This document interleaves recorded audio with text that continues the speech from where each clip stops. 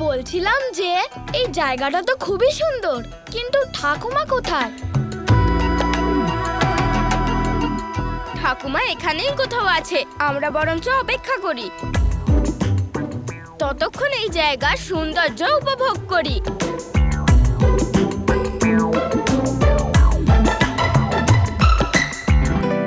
ভাই, এদেরকে তো বুঝিয়ে দিলাম, কিন্তু এবার তুমি আমায় কি বোঝাবে যে এসব কি হচ্ছে? খুব তাড়াতাড়ি আপনি সবকিছু জানতে পারবেন দাদা। যে খেলাটা খেলার জন্য আমরা আমাদের দল তৈরি করেছি, আর সেই খেলার সময় এসে গেছে। ভাই, আমি না তোমার লীলা বুঝতে পারি, না তোমাকে। ধৈর্য ধরুন দাদা, আপনাদের ঠাকুমা আর আমার প্রিয় বোনই আমাদের এই খেলাটা খেলাবে। শুধু একটু অপেক্ষা করতে হবে। খেলার জন্য আমি তো খুবই ব্যাকুল। আপনিও কি ব্যাকুল দাদা? হ্যাঁ হ্যাঁ, আমিও আগ্রহী ভাই, কিন্তু এটাই বুঝতে পারছি না যে কি খেলবো।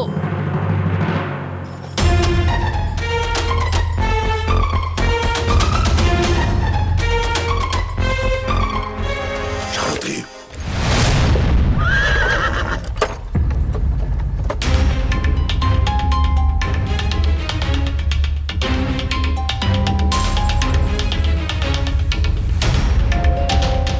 অগ্রর, আগে মহারাজ। এটা কি গোকুল নাকি? এ তো গোকুল বলে মনে হচ্ছে না। ওটা ওই বুড়িটাকে। এই বুড়ি, এই বুড়ি, ওঠো। আরে আরে আরে আরে, এ কোন জায়গায় নিয়ে এলে? তুমি তো বলেছিলে যে আমাদের গোকুলে নিয়ে যাবে। মনে তো হচ্ছে আবার পথ ভুল হয়েছে। কোনো ব্যাপার না,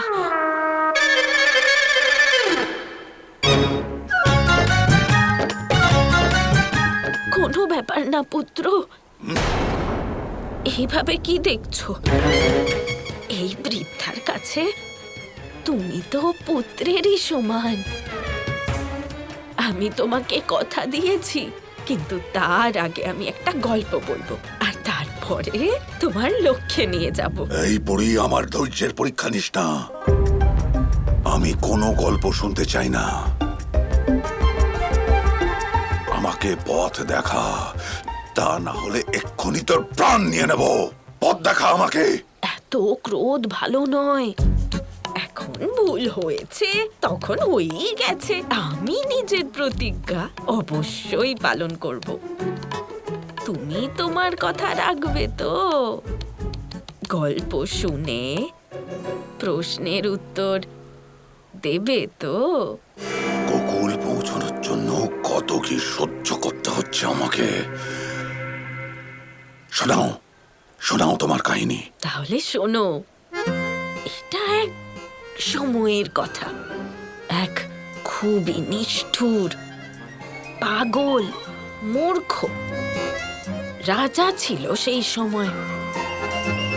ওই নিষ্ঠুর রাজা তার পিতাকে, বোনকে, তার স্বামীকেও কারাগারে বন্দি করে দিয়েছিল। তারপর দৈববাণী হলো যে তার বোনের অষ্টম পুত্র, তার কাল হবে। সেইটা শোনার পর সে পাগল হয়ে গেল। সে ওই বাচ্চাকে মারার চেষ্টা করতে লাগলো, কিন্তু সেই মূর্খ রাজা অসফল হলো, কারণ ওই বাচ্চা হঠাৎ কারাগার থেকে লুপ্ত হয়ে গেল। কোথায় গেল কেউ জানে না। আর তারপর ওই নিষ্ঠুর, পাগল, মূর্খ রাজা সেই বাচ্চাকে চারিদিকে খুঁজলো, কিন্তু ওই বালককে কোথাও পেল না। তারপরে কি হলো জানো পুত্র? সে তাকে মারার জন্য 3 অসুর পাঠালো, কিন্তু 3 জনই মারা গেল।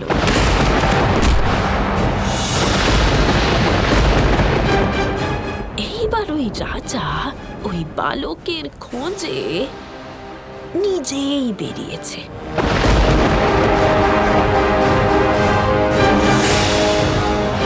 কিন্তু ও নিজের পথে এক বুড়িকে দেখতে পেল।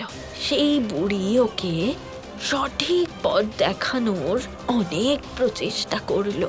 সে যেন শেষবারের মতো একটা সুযোগ পায়, যাতে সে নিজের পাপের প্রায়শ্চিত্ত করতে পারে। সেই রাজা কি তা করবে? এটাই হলো আমার গল্প। আর এইটাই আমার প্রশ্ন, যে এইবার ওই নিষ্ঠুর, পাগল, মূর্খ রাজা কি করবে? আমার উত্তর শুনতে চাও বুড়ি? তাহলে শোনো, সবার আগে ওই রাজার উচিত ওই বুড়িকে একেবারে শেষ করে দেওয়া, যে ওই রাজার কাছে প্রশ্ন করার দুঃসাহস করেছে। সৈনিকগণ, বন্দি করে নাও ওই বুড়িকে। দাঁড়াও!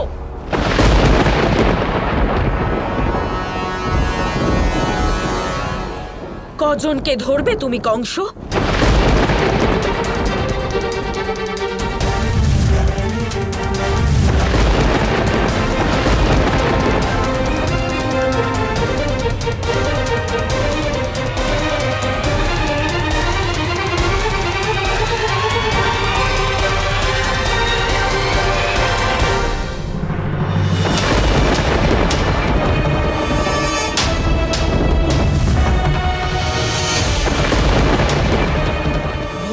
কংস, আগেও তুই আমার সাথে এইভাবেই দেখা করতে এসেছিলিস, আর আমিই বলেছিলাম যে তোর কাল অন্য কোথাও আছে। আমি দেবকীর অষ্টম সন্তান নই। তোকে যে বধ করবে, দেবকীর অষ্টম সন্তান জন্মগ্রহণ করে ফেলেছে। আমি যোগমায়া, মূর্খ। তুই যাকে খুঁজতে বেরিয়েছিস তার বোন। বল, কি উত্তর দিবি তুই? আমি এখনো ওই একই উত্তর দেব। ওই বুড়ি আর ওই বাচ্চাটাকে প্রাণে মেরে ফেলা উচিত।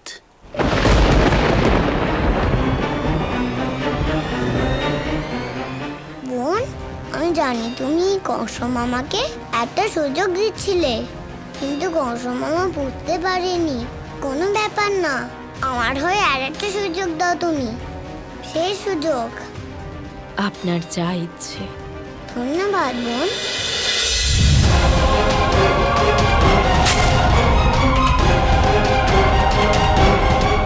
আরেকবার ভেবে নে কংস।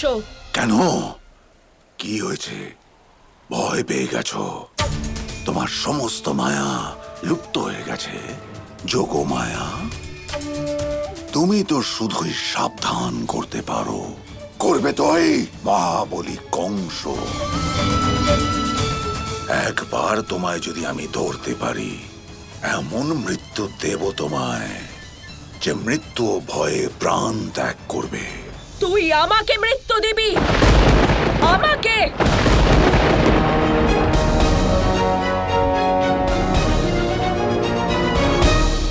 গৌরী, যে কর্মের জন্য তুমি আমার আরাধ্য শ্রীকৃষ্ণর ভগ্নী হয়ে জন্ম নিয়েছ, এবার তা পূর্ণ করার সময় এসেছে।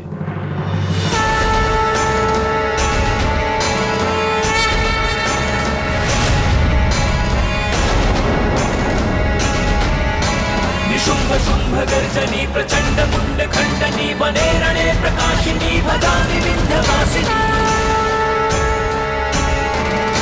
त्रिशूल कुंड धारिणी धरा विघात हारिणी गृहे